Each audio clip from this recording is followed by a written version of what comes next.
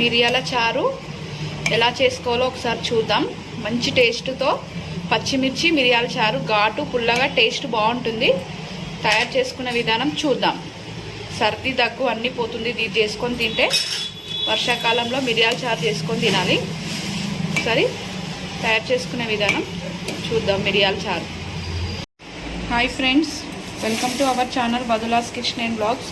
ఈరోజు మిరియాల రసం పచ్చిమిర్చితో చేస్తే ఎలా ఉంటుందో ఒకసారి చూద్దాం. ఇది చేసుకొని తింటే సర్ది దగ్గు అంతా తగ్గిపోతుంది.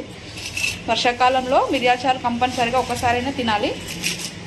ఘాటుగా పుల్లగా బాగుంటుంది. కొద్దిగా చింతపండు నానబెట్టుకోవాలి. పచ్చిమిర్చి, ఒక పెద్ద సైజు టమాటా, 2 టేబుల్ స్పూన్ మిరియాలు, పొట్టుతోని వెల్లిపాయలు వేసుకోవాలి. ఇప్పుడు మిక్సీకి మిరియాలు 2 టేబుల్ స్పూన్, పచ్చిమిర్చి, ఎల్లిపాయలు, కొత్తిమీర వేసి కచ్చాపచ్చాగా మిక్సీ చేసుకోవాలి. రోట్లో వేసుకుంటే మంచిగా టేస్ట్ వస్తుంది, కానీ మిక్సీలో కూడా వేసుకోవచ్చు. 1 స్పూను కల్లుప్పు వేసుకొని దొడ్డుగా మిక్సీ చేసుకోవాలి.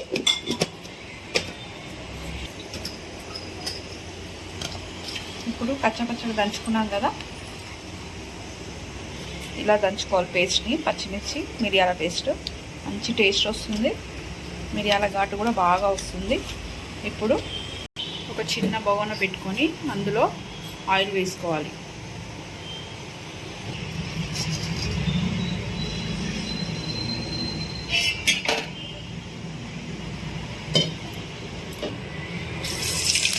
జీలకర్ర ఆవాలు, 1 స్పూన్ జీలకర్ర, 1 స్పూన్ ఆవాలు, ఎండుమిర్చి, కరివేపాకు, ఒక టమాటా కట్ చేసుకున్నది వేసుకోవాలి. ఆయిల్లో టమాటా కొద్దిసేపు మగ్గనివ్వాలి.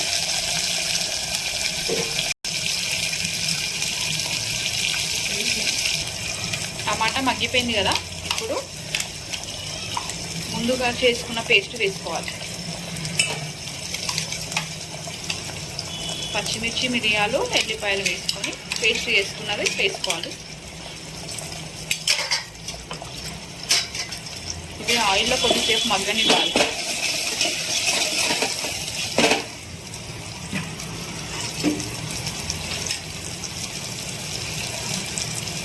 పసుపు వేసుకోవాలి 1/2 స్పూన్.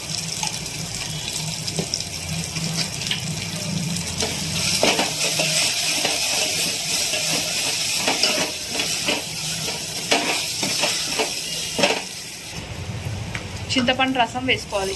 మసాలా అయితే నూనెలో మగ్గింది. చింతపండు రసం వేసుకొని సరిపడా వాటర్ వేసుకోవాలి.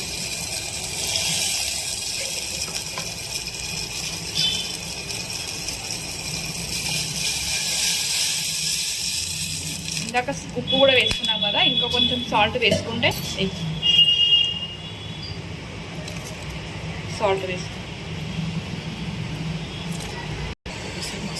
చారు అయితే మసులుతుంది కదా. ఇప్పుడు మంచిగా కడుక్కున్న కొత్తిమీర ఫ్రెష్ వేసుకుంటే మంచి స్మెల్ వస్తుంది. చారు ఒక 5 మినిట్స్ మసులు పెట్టుకుంటే సరిపోతుంది. చారు అయితే మసిలిపోయింది. వీడియో అయితే ఇంతే. నచ్చితే లైక్ చేయండి, షేర్ చేయండి, ఛానల్ని సబ్స్క్రైబ్ చేసుకోండి. Thank you for watching. Stove off చేసుకుంటాం.